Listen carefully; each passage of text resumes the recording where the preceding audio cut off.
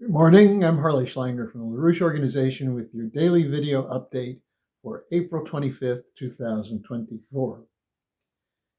For those who haven't been deluded to live within the left-right dualism that dominates most political discussion, and for those who don't see the Republicans as a patriotic alternative to the Schumer, Obama, Biden control of the US government, it should have been no surprise to see the Congress capitulate on the question of war funding in votes on Saturday and then again on Tuesday. If you do think that the Republicans represent some kind of alternative, get out of the fog, get into reality, open your eyes, and take a look at what's really going on. Did you see the ecstatic House members dancing after the vote, waving Ukrainian flags in the Congress? Did you see or hear the congratulations from Joe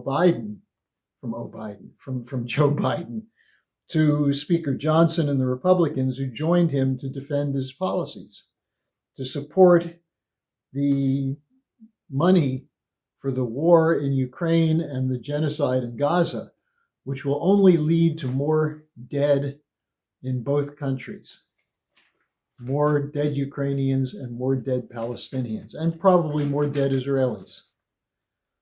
Did you hear the gleeful Schumer? Listen to what he said.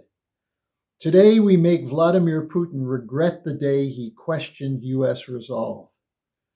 I think what Putin questions is U.S. sanity for pursuing a war that's not in the interest of the United States, that's an attempt to weaken Russia, and which has been an absolute failure in that so far.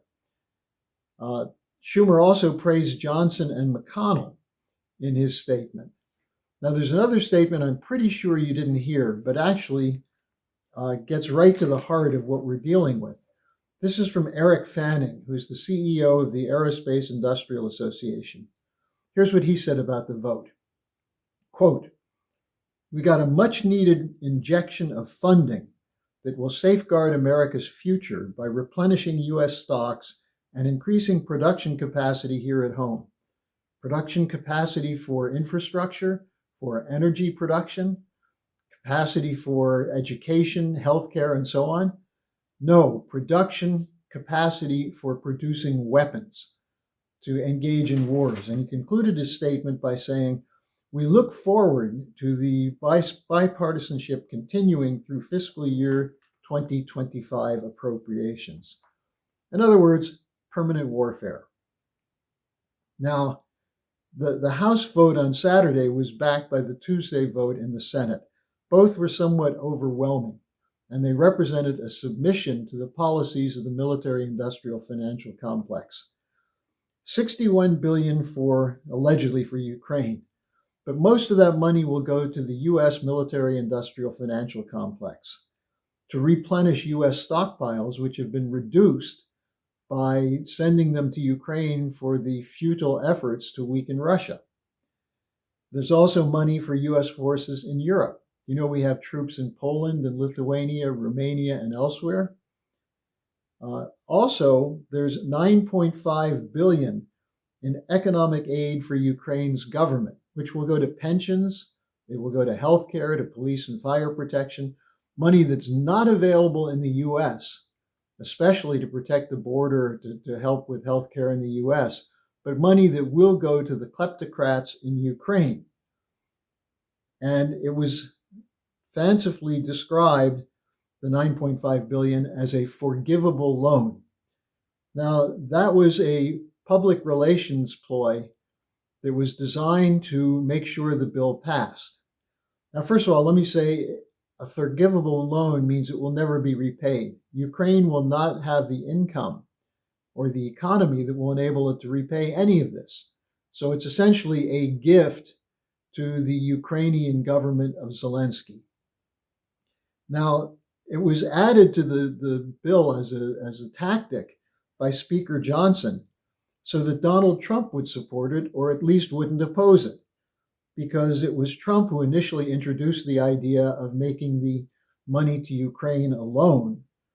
And This way, Johnson added it in the legislation so that he could give credit to Trump for the idea in the hopes that this would quell the rebellion among Trump supporters in the Republican Party to the passage of the bill. So this was a typically cynical ploy, but it appears to have worked. Trump did not speak out against the bill, against the money, and it went through with half the Republicans in the House voting for it. Now, on the $15 billion for Israel, I think the quip from Ed Snowden gets right to the heart of matters. Snowden asked, "You are going to hold off on delivering this money until you investigate the guys filling mass graves with kids, right?"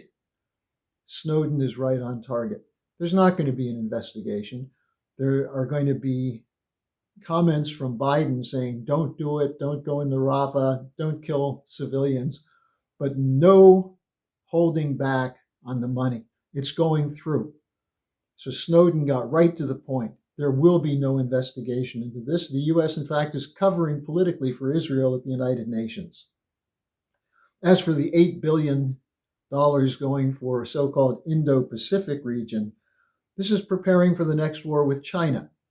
And the hapless Secretary of State Blinken is over there right now in China, trying to prepare the way for this next war, playing basketball with Chinese kids. Maybe he's going to play the guitar for them, which will most likely lead to a war between the U.S. and China.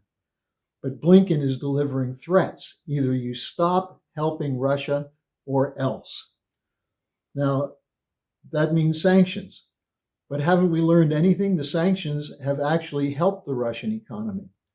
The sanctions are killing kids in Syria and Iraq and Yemen and elsewhere. But the Russians have a strong enough economic base that they're able to sustain, and even more than sustain, grow their economy. Now, don't forget the claim that you've been protected by this legislation from spying by the Chinese using TikTok. Well, what's interesting is that instead you're going to be continually spied upon by the U.S. National Security Agency and the U.S. intelligence community because Speaker Johnson voted to break the tie in an amendment that would have stopped warrantless wiretaps of the sort that were used against the Trump campaign in 2016. Johnson voted to make sure that was included in the bill, that they could continue to do warrantless wiretaps for 2 years. Trump said, kill the bill. Johnson pushed it through. So I hope those of you with illusions that somehow this is going to be, with Trump and the Republicans, a protection against the deep state, look at what happened Saturday and Tuesday and readjust your thinking. Then don't forget about the role of little Rishi Sunak, who was in Kiev and then Warsaw. Now he's in Berlin. And he's speaking of the, quote, defense of British values against the, quote, axis of authoritarian states, unquote. What we might ask are these British values? One thing for sure is that the billionaire Sunak values his rights now as prime minister to rub shoulders with the venerable establishment of the City of London, which actually is controlling these policies through the MI6 and through NATO. And that these are the imperialists who are committed to permanent warfare, going back to Blair's role in convincing George W. Bush to launch the invasion of Iraq based on completely fake intelligence. Sunak just added 75 billion pounds to the war budget over the next 5 years. The collapse of the National Health Service? He's not worried about it. He's got private insurance. Now, I could go on and on railing against the immoral evil of these characters, of the corporate officials of the transatlantic establishment. And they are evil, they are arrogant, and they don't give a damn about you and your family or your future. But I know most of you already are aware of this. So the question you have is, what can we do about it? Now, that's the question I'm going to be discussing in the weekly webcast I do with Helga Zepp-LaRouche, which was rescheduled for today, Thursday, at 11 a.m. Eastern Time. So you can go to theschillerinstitute.com to watch it. There'll be a link in the description section. I'd also urge you to send your questions and comments to Mrs. Zepp-LaRouche, because we take them up in this dialogue. And it's an opportunity for you to hear answers to the questions that you have. And in addition, tomorrow is Friday. I have my regular Friday question session, and you can send your questions to me and comments at harleysch@gmail.com. Now, it's crucial that we have a deliberation that leads to collaboration of all people who oppose this military-industrial financial complex. Most of the world is already moving against them. Let's bring the United States people to force the US government to break with this phony idea of a rules-based order, a unipolar order, and join with the rest of the world in establishing the conditions for lasting peace based on cooperation for policies of development that are of mutual benefit. So join us later today and then tomorrow to make sure that your questions are answered and that we can move ahead together to win this fight.